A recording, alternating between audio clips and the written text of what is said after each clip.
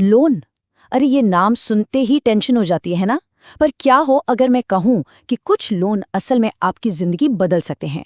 जी हाँ, 3 ऐसे smart loans हैं जो बोझ नहीं बल्कि एक कमाल का इन्वेस्टमेंट है। तो सवाल ये है कि कौन से लोन अच्छे हैं और कौन से बुरे। चलिए फटाफट देखते हैं और समझते हैं कि कौन से लोन असल में फायदेमंद होते हैं।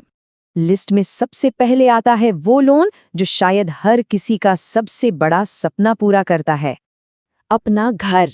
और हाउसिंग लोन इसी सपने को हकीकत बनाता है। ये सिर्फ एक कर्ज नहीं है, ये एक ऐसे एसेट में इन्वेस्टमेंट है जिसकी वैल्यू समय के साथ बढ़ती है। और सबसे अच्छी बात, इसका इंटरेस्ट रेट दूसरे लोन्स के मुकाबले काफी कम होता है। क्यों?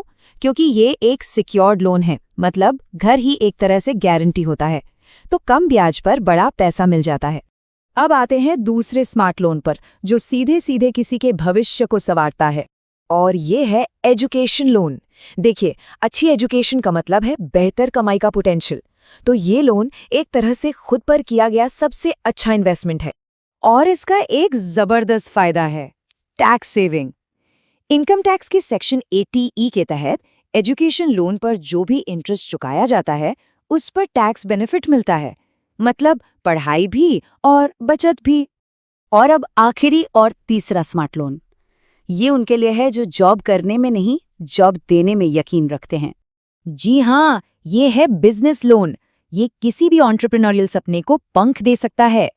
अगर किसी को अपने बिजनेस के रोज के खर्चों यानी वर्किंग कैपिटल के लिए या फिर बिजनेस को बड़ा करने के लिए पैसों की जरूरत है, तो ये लोन एकदम सही है। ये बिजनेस के कैश फ्लो को रुकने नहीं देता।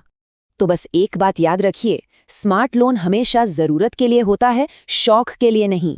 घर, पढ़ाई, बिजनेस, ये जरूरतें हैं। सही लोन जिंदगी बनाता है और गलत लोन, वो तो हम सब जानते हैं। ऐसे ही और फाइनेंशियल इनसाइट्स के लिए फाइनेंस बाय ओवैस को फॉलो करना मत भूलिएगा।